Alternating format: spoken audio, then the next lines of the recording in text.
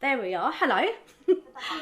All right, I don't know where to start. I feel like there's so many congratulations. Supporting actress, screenplay, director. I'm going to go to Theresa first because I've never had the opportunity to talk to you. Congratulations with this film. It has been awesome. What a labour of love for you. How do you feel about these nominations? I feel really proud of everybody involved in Rocks, and a lot of people that we speak to refer to it as our film, or they use like plural nouns, even if they weren't necessarily on set, or so like journalists, community organisers and leaders, and that for me is the proudest thing that I feel. And I hope that people far and wide, across London, and people who contributed in so many ways, they see these nominations as, even though their names might not be on it, but I hope they see it as belonging to them. And I do feel that. I feel like culturally people are like, this is our film. So so it makes me proud that everybody who feels like Rocks belongs to them or is their story can see that, they got nominated for an award. Which is awesome. Congratulations. It is a special feeling, Anu, where you make a film and we all feel like we kind of have a little bit of ownership with it, because you've kind of like told all these stories of all these different young women, but in some way identifies with everyone, white, black, Asian, Chinese, whatever. Everybody I've spoken to has got something out of it. That's the dream, I guess, as filmmakers. I mean, on reflection, how are you feeling about like the way it's been received? It's been a long and incredible journey, and have like learnt so much along the way. I'm very grateful to like all the women who built this film and nurtured it and loved it from start to finish. I think that the thing I feel most like excited about is just like the proof of like what happens when you give agency to storytellers, and specifically to like young storytellers. I think like the industry has not necessarily always been like great at that, but Rocks is an example of like what happens when you do center those, in this case, those young women.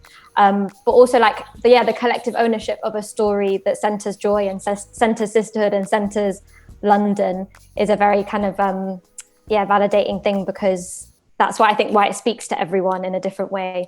Well, absolutely. Congratulations. And Mrs. Gavron, I should say, you're married, right? I'm assuming. I don't take my husband's name. So. Oh, okay, all right. He weren't in there shooting in the gym. Love it. Well, listen, Sarah, I've supported early on. I'm so happy for you. I don't know how much these awards mean to you guys as filmmakers, because I feel like this was so much more than just a film for the industry. It was a story that I'm so glad that you found time to think, we need to make this, and if I've got any power in the industry, which you do have, I'm going to use it and I'm going to propel other people. For you, having this acknowledgement for so many different parts of the film, the director, the screenwriter, the stars of the film, how much does it mean to you?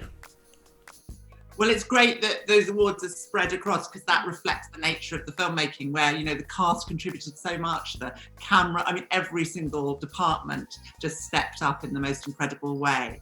And so it's really exciting. I think Bifa does a really, really important job, especially in today's climate where independent film needs a light shone on it. I think having awards like these make people pay attention, notice films that sometimes go under the radar. I think it's a really, really valuable thing to get awards like these across the board. And I'm really excited to be in the great company we're in as well.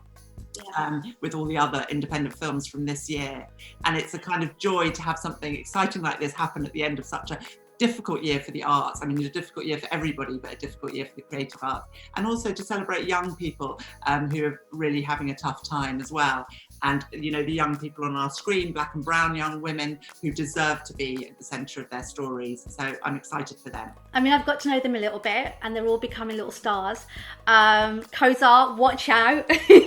Guys, how are you going to celebrate collectively? Because I know they're kind of like, they were these sort of brand new actors who weren't even really doing this as an idea of something that they wanted to do. Now they're carving careers. Theresa, how are you all going to celebrate? Is it going to be a group Zoom? What's going to happen? We've gotten really good at building a community and sustaining that during this time. We all say, and like you said as well, Rocks is so much bigger than those 93 minutes on screen. And, the family and the community that was built with the help of everybody, and people that you see and people that you don't see, but also with the help of the organisation called Bridge that we set up off the back of it. So hopefully some sort of quiz night or something on Zoom. Anu is the Zoom stream organizer extraordinaire. So I'm putting her on the spot and saying, maybe Anna will figure it out.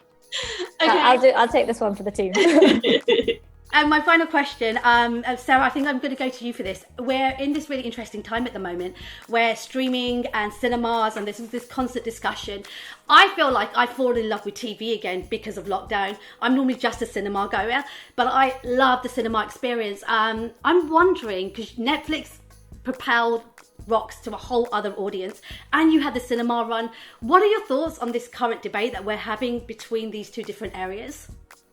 Well, I think there's a lot of power in in all forms, and I want things to be accessible and widely reached. I think we all do, and we love the idea that Rocks can be seen by people all over and people who couldn't go to the cinema at this difficult time. But I think we all are passionately supportive of cinemas, and I love that experience of sitting in the dark and having a collective experience where the sound is perfect, the image is perfect. These girls who we should be seeing are blown up 20 feet tall in front of a whole crowd who can collectively laugh and cry. I think that's such a sort of joining, uniting experience for all of us, and I hope that we can continue to do that. So something like Bifa is supporting that, which is really valuable.